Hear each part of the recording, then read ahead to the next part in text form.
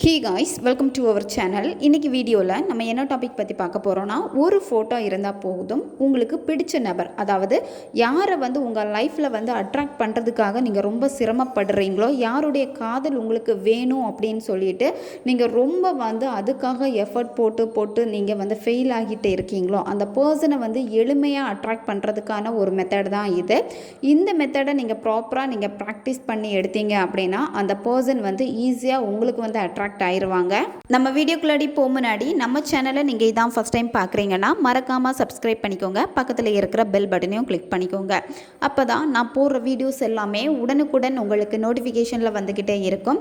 உங்களுக்கு எங்கிட்ட பர்சனலாக ஃபோன் கன்சல்டேஷன் எடுத்துக்கணும் அல்லது உங்களுக்கு விருப்பமான ஒர்க் ஷாப்பில் ஜாயின் பண்ணுறதுக்கு நீங்கள் இன்ட்ரெஸ்டடாக இருக்கீங்கன்னா நீங்கள் என்ன இன்ஸ்டா அல்லது மெயிலில் அதுக்கான டீட்டெயில்ஸ் கேட்டுக்கலாம். உங்களுக்கு பர்சனல் டேரோ கார்டு ரீடிங் தேவைப்பட்டனாலும் நீங்கள் என்ன இன்ஸ்டா அல்லது மெயிலில் அதுக்கான டீட்டெயில்ஸ் கேட்டுக்கலாம். இதை தவிர்த்து உங்கள் பிரச்சனைகளுக்கு தகுந்த மாதிரி ஸ்பெல் ரெடி பண்ணி கொடுப்போம். ஸ்பெல் தேவைப்படுறவங்களும் இன்ஸ்டா அல்லது மெயிலில் காண்டாக்ட் பண்ணுங்கள். வாங்க வீடியோக்குள்ளாடி போகலாம். இந்த மெத்தடை நீங்கள் யாருக்கு வேணும்னாலும் பயன்படுத்தலாம். நண்பர்களுக்காக பயன்படுத்தலாம், எக்ஸை அட்ராக்ட் பண்ணுறதுக்காக பயன்படுத்தலாம்.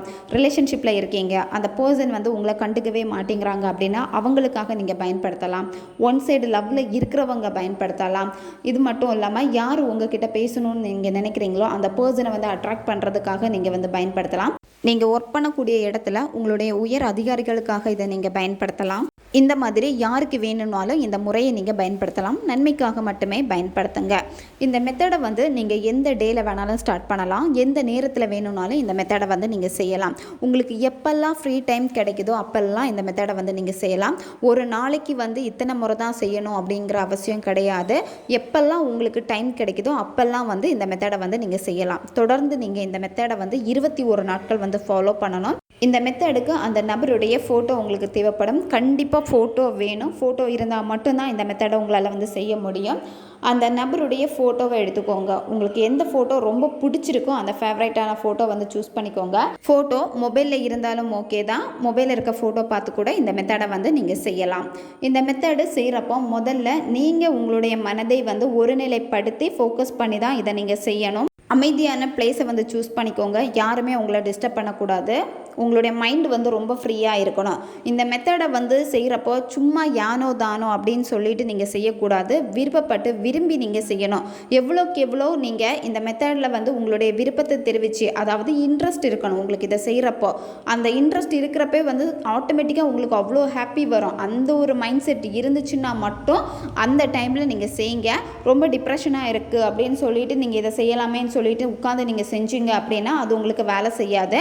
அதனால் நீங்கள் ரொம்ப ஃப்ரீயாகிட்டு உங்கள் மைண்ட் எப்போ ஃப்ரீயாக இருக்கோ அப்போ நீங்கள் இதை செய்ய ஸ்டார்ட் பண்ணுங்கள். அந்த நபருடைய ஃபோட்டோவை எடுத்துகிட்டு அவங்களுடைய புருவ மத்தியை நீங்கள் ஃபோக்கஸ் பண்ணுங்கள்.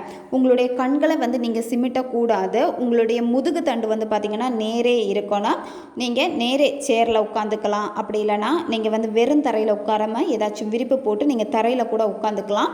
உங்களுடைய முதுகு தண்டு நேராக இருக்கணும். ஃபோக்கஸ் ஃபுல்லாகவே பார்த்திங்கன்னா அந்த நபருடைய புருவ மத்தியில் தான் இருக்கணும். உங்களுடைய கண்களை நீங்கள் சிமிட்டக்கூடாது. கண்களை சிமிட்டாமல் அவங்களுடைய புருவ மத்தியை நீங்கள் ஃபோக்கஸ் பண்ணிக்கிட்டே இருங்க. ஃபோக்கஸ் பண்ண என்ன ஆகும் அப்படின்னா டக்குன்னு பிளர் ஆகிற மாதிரியே இருக்கும் கண். 60 செகண்ட் ஆச்சும் நீங்கள் கண்களை சிமிட்டாமல் உங்களால் எவ்வளோ முடியுமோ அந்த அளவுக்கு நீங்கள் அவங்களுடைய புருவ மத்தியை ஃபோக்கஸ் பண்ணுங்கள். நீங்கள் பண்ண என்ன ஆகும் அப்படின்னா அந்த இடத்த உத்து நோக்க அது பார்த்திங்கன்னா பிளர் ஆகின மாதிரியே ஒரு ஃபீல் இருக்கும். அப்போ நீங்கள் கண்களை மூடுங்க. கண்களை மூடிட்டு நீங்கள் லைட்டாக ரெஸ்ட் எடுத்துக்கோங்க. திருப்பியும் பார்த்திங்கன்னா திரும்பவும் அவங்களுடைய ஃபோட்டோவை பார்த்துட்டு ஃபோக்கஸ் பண்ணுங்கள். உங்களால் எவ்வளோ நேரம் செய்ய முடியுமோ அவ்வளோ நேரம் நீங்கள் செய்யுங்க.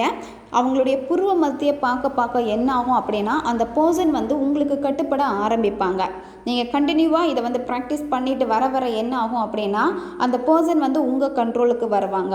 அதாவது ரொம்ப வெறுத்த பர்சன், உங்ககிட்ட பேசவே பிடிக்கலைன்னு சொல்லிட்டு விலகிய பர்சன், இந்த மாதிரி எந்த காரணம் வச்சு உங்களை விலகி போனாலும் சரி, இதை நீங்கள் செய்கிறப்ப என்ன ஆகும் அப்படின்னா அதெல்லாம் மறந்துட்டு அந்த பர்சனுக்கு உங்கள் மேலே ஒரு தனித்துவமான ஒரு அன்பு கிரியேட் ஆக ஆரம்பிக்கும்.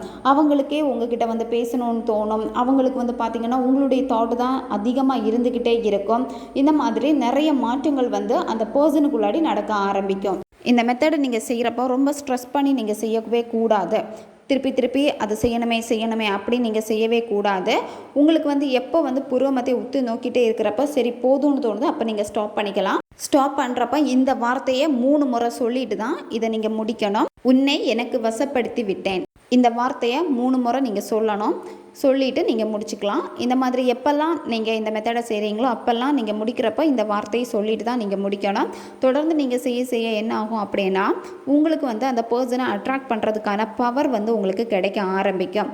இப்போ நீங்கள் அந்த பர்சனை வந்து தொலைதூரமாக நின்றுட்டு பார்க்குறீங்க அப்படின்னா, அந்த பர்சன் உங்களை கண்டுக்காமல் போகிறாங்க, நீங்கள் அங்கே இருக்கிறதே அவங்களுக்கு தெரியாது. ஆனால் நீங்கள் அவங்கள பார்த்தா கூட அவங்க திரும்பி பார்ப்பாங்க.